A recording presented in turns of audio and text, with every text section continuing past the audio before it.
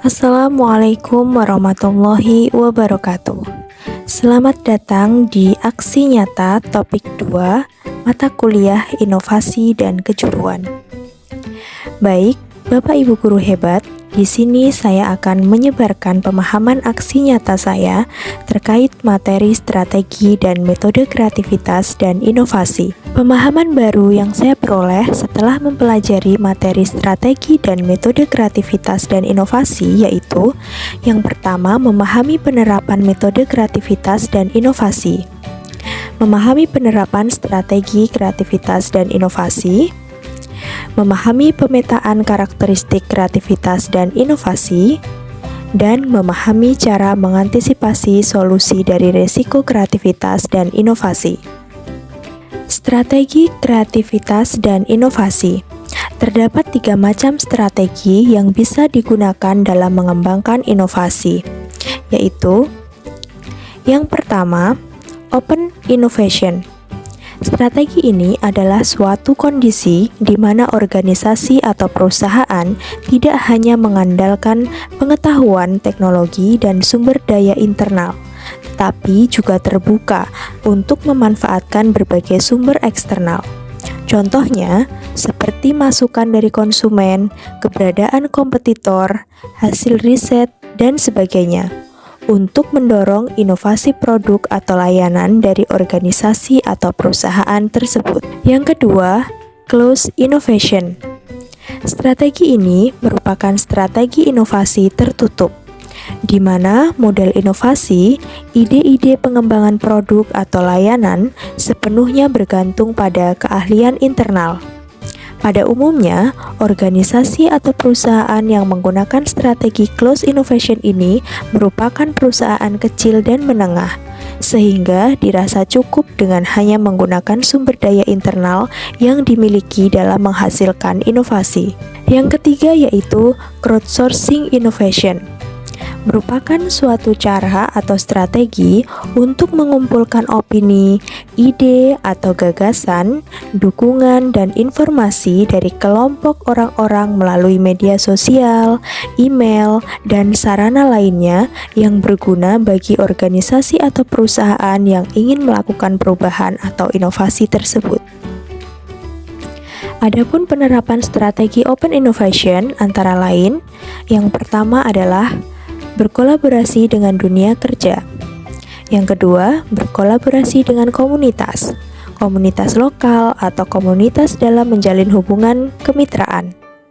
Yang ketiga, penggunaan teknologi dan media sosial. Yang keempat, membangun jejaring dengan lembaga baik di dalam negeri maupun di luar negeri. Yang kelima, inovasi terbuka, di mana peserta didik dapat diajak untuk menciptakan solusi kreatif dalam memecahkan masalah pembelajaran kejuruan. Selanjutnya yaitu penerapan strategi closed innovation.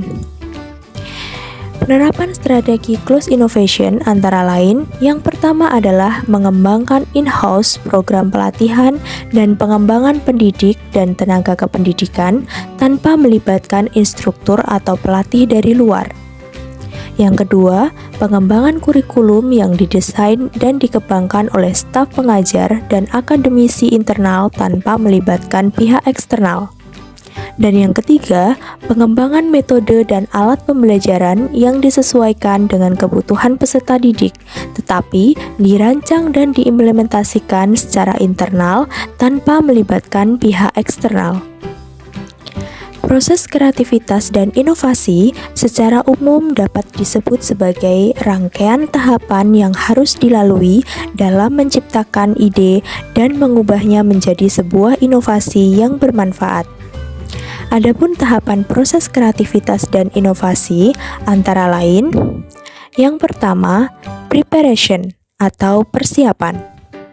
Tahap ini meliputi pengumpulan informasi, pengembangan pemahaman, dan eksplorasi ide-ide baru. Yang kedua yaitu incubation atau inkubasi.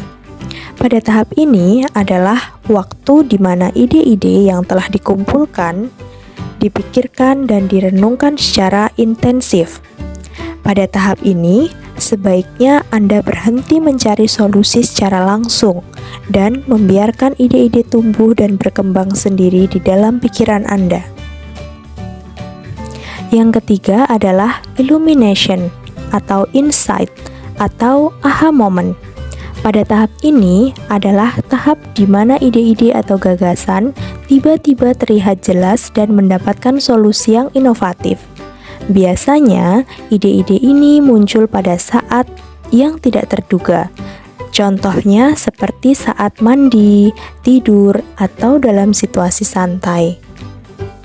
Yang keempat yaitu verification atau verifikasi. Pada tahap ini melibatkan pengujian ide-ide yang telah muncul pada tahap sebelumnya untuk memastikan bahwa ide tersebut sesuai dengan kebutuhan dan dapat diimplementasikan dengan baik. Yang kelima dan yang terakhir yaitu realization atau realisasi.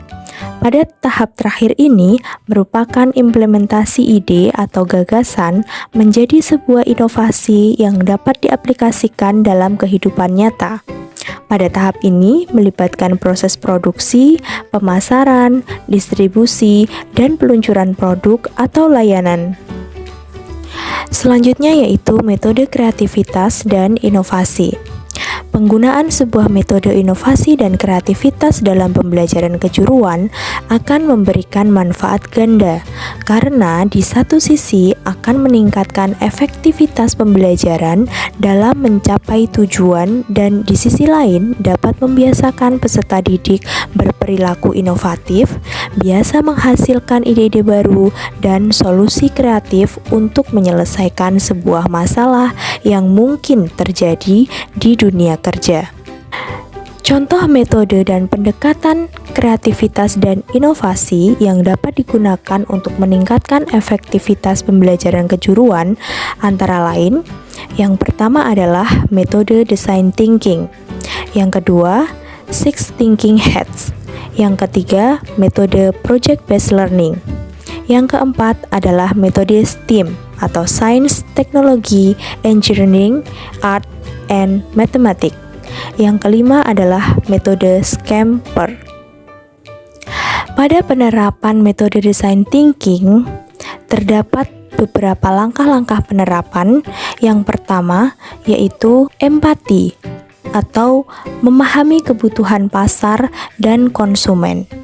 Pertama, siswa harus memahami kebutuhan pasar dan konsumen untuk menemukan peluang usaha yang tepat.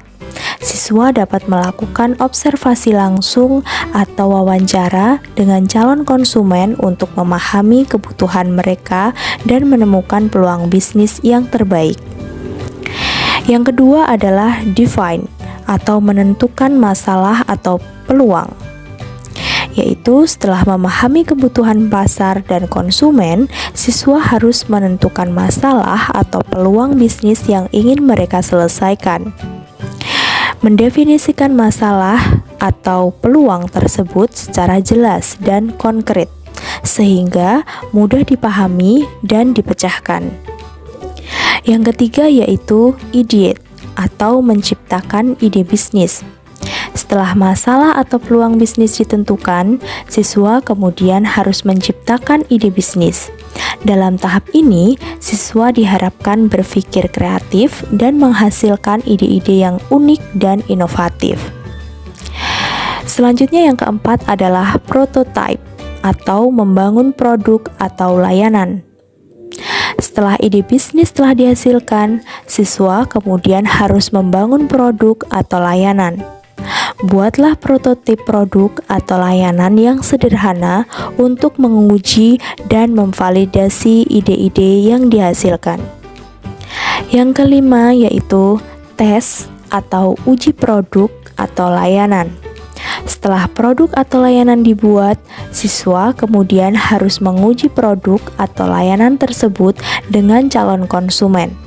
Uji produk atau layanan tersebut dan perbaiki produk atau layanan berdasarkan feedback dari konsumen.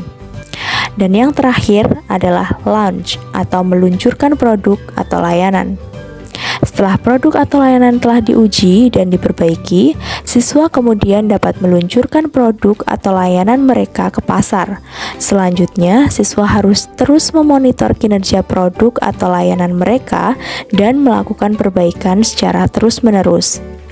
Penerapan metode yang kedua yaitu Six Thinking Hat, di mana pada metode atau pendekatan yang mengajarkan peserta didik untuk menggunakan 6 jenis pemikiran berbeda dalam memecahkan sebuah masalah. Yang pertama di sini ada topi merah atau red hat yang melambangkan pemikiran emosional. Yang kedua ada topi kuning atau yellow hat yang melambangkan pemikiran positif. Yang ketiga ada topi hijau atau green hat yang melambangkan pemikiran kreatif. Selanjutnya ada topi hitam atau black hat yang melambangkan pemikiran negatif. Kemudian ada topi biru atau blue hat di mana melambangkan sebuah pemikiran pemantauan atau berfokus pada kontrol dan pengorganisasian. Dan yang terakhir adalah topi putih atau white hat, di mana di sini menggambarkan sebuah pemikiran yang logis. Berikutnya adalah penerapan metode project based learning sesuai dengan sintak project based learning. Yang pertama yaitu penentuan project, kemudian perancangan langkah-langkah penyelesaian project, yang ketiga penyusunan jadwal pelaksanaan project, yang keempat penyelesaian project dengan fasilitas dan monitoring guru, yang kelima penyusunan laporan dan presentasi atau publikasi hasil project, dan yang terakhir adalah evaluasi proses pembelajaran atau hasil project. Penerapan yang keempat adalah penerapan metode STEAM, di mana STEAM tersebut adalah sebuah singkatan dari Science, Teknologi, Engineering, Art, and Mathematics. Jadi, STEAM adalah sebuah metode atau suatu konsep belajar yang mementingkan kreativitas anak untuk memecahkan masalah yang berkaitan dengan hal-hal teknis atau sains. Selanjutnya yang kelima yaitu penerapan metode Scamper, di mana metode Scamper ini adalah suatu metode atau teknik brainstorming ide yang dapat digunakan bersama tim untuk mengembangkan produk atau layanan dengan menjawab 7 pertanyaan sebagai kata kunci. Scamper sendiri merupakan sebuah singkatan dari S, substitute atau substitusi, C itu combine atau kombinasi, E adapt atau adaptasi, M modify atau mengubah, kemudian path to another use atau alih fungsi, dan eliminate atau menghilangkan, dan yang terakhir R adalah reverse atau membalik. Teknik ini dapat membantu peserta didik memperluas kemungkinan dalam merancang solusi kreatif dan inovatif. Selanjutnya yaitu karakteristik kreativitas dan inovasi, yang terdiri dari yang pertama berfokus pada pembelajaran yang relevan dengan dunia kerja, yang kedua keterlibatan aktif peserta didik, yang ketiga pemanfaatan teknologi, yang keempat berfokus pada pengembangan keterampilan sosial dan kepribadian, yang kelima mendorong pemikiran kritis dan analitis, dan yang keenam adalah peningkatan kualitas dan relevansi kurikulum. Berikutnya ada antisipasi resiko. Beberapa metode yang dapat digunakan untuk mengantisipasi resiko dalam penerapan kreativitas dan inovasi antara lain, yang pertama adalah risk management plan, yang kedua prototyping, yang ketiga benchmarking, yang keempat pilot testing, yang kelima adalah analisis SWOT. Pertanyaan selanjutnya yaitu materi, strategi, dan metode kreativitas dan inovasi yang paling menantang yang menurut Anda itu pada bagian materi yang mana? Dan jawaban saya adalah pada bagian materi strategi. Mengapa? Karena pada bagian ini mencangkup rencana keseluruhan untuk mencapai tujuan atau hasil tertentu. Rencana yang akan melibatkan serangkaian keputusan dan tindakan yang diambil untuk mencapai tujuan dalam jangka panjang. Sehingga pada bagian strategi di sini, selain mencangkup berbagai metode atau teknik untuk mencapai tujuan, di situ juga mencangkup aspek lain seperti alokasi sumber daya, pengelolaan resiko, dan evaluasi hasil. Sehingga di sini menurut saya merupakan materi yang paling menantang. Dan untuk pertanyaan terakhir, langkah-langkah operasional dalam menerapkan konsep strategi dan metode kreativitas dan inovasi dalam merencanakan, melaksanakan, dan menilai pembelajaran sesuai kejuruan menurut saya adalah langkah-langkah operasional dalam menerapkan konsep strategi dan metode kreativitas dan inovasi dalam merencanakan, melaksanakan, dan memulai pembelajaran sesuai kejuruan, yaitu dengan menerapkan strategi kreativitas dan inovasi dalam mengelola suatu pembaruan, kemudian mengembangkan ide-ide dalam memecahkan masalah atau problem solving, selanjutnya memetakan karakteristik kreativitas dan inovasi, serta melakukan antisipasi solusi dan resiko kreativitas dan inovasi untuk jangka panjang agar menjadi tujuan dan hasil sesuai dengan yang diharapkan. Sekian aksi nyata yang dapat saya sampaikan. Mohon maaf jika ada salah. Billahi taufiq wal hidayah. Wassalamualaikum warahmatullahi wabarakatuh.